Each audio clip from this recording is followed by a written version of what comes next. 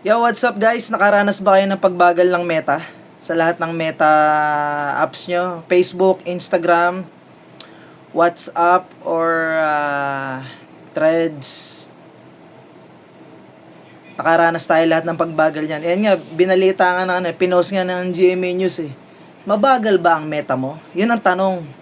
Ang tanong ng GMA 7. So ngayon, nag-research tayo, bibigyan natin ng kasagutan kung bakit bumagal si Meta. Ngayon lang, mga ilang minuto lang nakakarana. At siguro, na-restore na nila at na-restore na siguro. Kasi nagagamit ko na eh. Ito.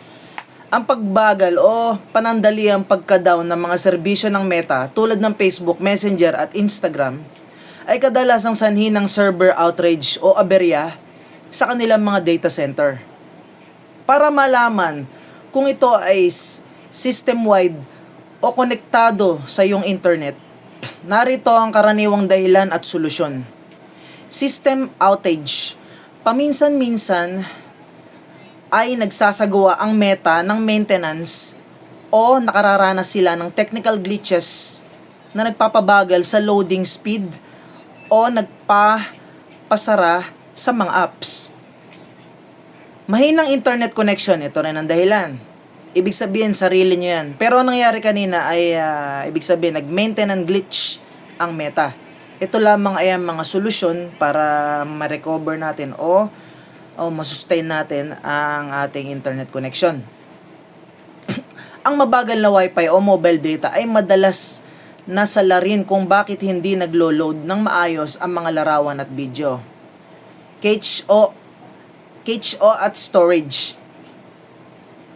Ang naitapong data sa iyong app o browser ay maaari ring magpabagal ng performance nito. Ito lang ay ang mga solusyon para ibig sabihin, kung mag-maintenance man ang Meta ay matulungan din natin ang ating mga device upang makakonect sa mga Meta apps. Yun nga, itapon daw yung mga hindi kailangang apps, tanggalin ito sa iyong mga storages. Mabilis na solusyon. I-check ang server status, bisitahin ang mga website tulad ng down detector para makita kung malawak ang problema sa Meta. I-restart ang app, subukang i-force close at buksan ulit ang app. I-clear ang mga cache. Pumunta sa settings ng iyong telepono, hanapin ang Facebook, Messenger, Instagram at i-clear ang mga cache. Subukan ng ibang network.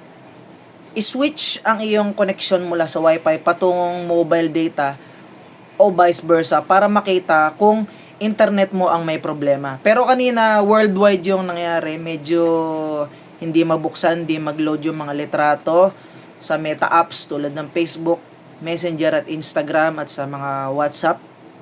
Normal ito kasi talagang nag-system maintenance ang Facebook. Hindi sila nagsasabi nito pero ginagawa nila ito lagi. Kapag syempre sa sobrang dami na ng subscriber, ilan ang gumagamit ng Facebook sa buong mundo? Billion po guys ang gumagamit ng Facebook sa buong mundo. Ito ang pinaka-popular na social media app sa buong mundo, Facebook. Kaya natural lamang nagkakaroon sila ng mga glitches, ng mga system upgrade. Ayun ang naging problema sa sobrang dami ng mga subscribers, sobrang dami ng gumagamit. Natural ito. At mabilisan namang nagagawa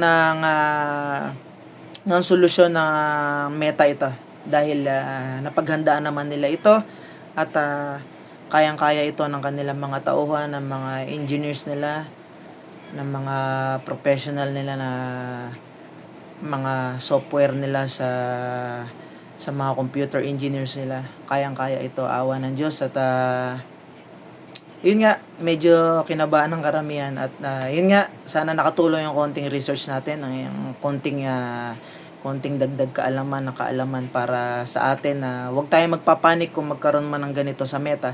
Dahil normal ito. Kaya mabuting gawin natin yung mga first aid solution na sinabi ko kanina na kung paano gagawin. Paki-check yung inyong internet connection, tanggalin yung mga app na hindi kailangan sa computer at cellphone. At yun lang. God bless you all. Peace.